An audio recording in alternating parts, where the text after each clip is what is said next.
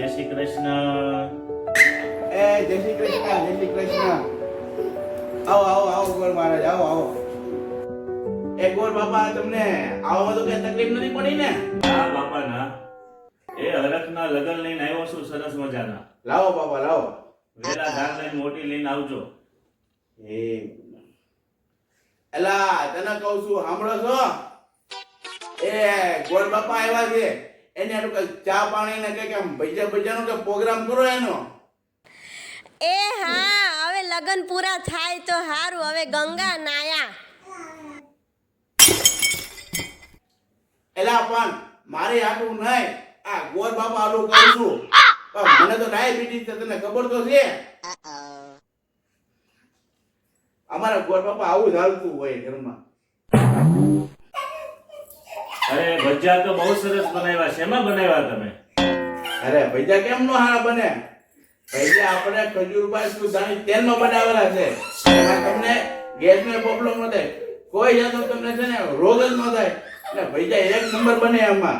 અરે વાહ, સરસ. ભજીયા તો આવા જ બનવા જોઈએ ને આવા જ ખાવા જોઈએ. અમે તો ભજીયા આમાં જ બનાવીએ છીએ. ખૂબ સરસ.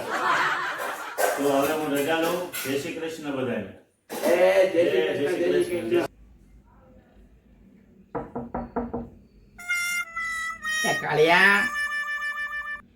કાળિયા, હવે હાઈટ બહાર નીકળ. હવે ટાઈમ થઈ ગયો છે ને બાર બધા આપણી વાટ જોવે છે. હવે આપણે જાણ લઈ જવાનું છે. તું અત્યારે અંદર કરીને બેઠો, આ તારો બાપો આખો તૈયાર થઈને બેસી ગયો છે. કાળિયા, મારો હોકારો નથી દેતો. બોલો કેવો માણસ છે. ફોન કોણ આવ્યું અત્યારે?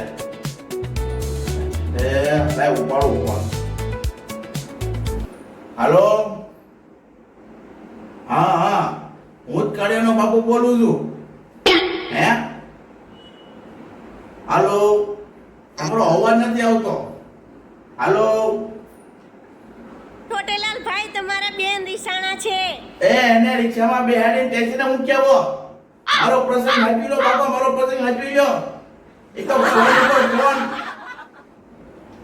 હા બોલો. હે, હું કાળિયાનો બાપો બોલું છું. કાળિયો ભાગી ગયો?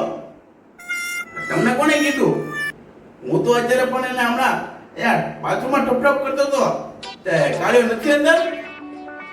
લે, કોણ યારે? એટલે બાજુની સવિતા માસી છોકરી યારે?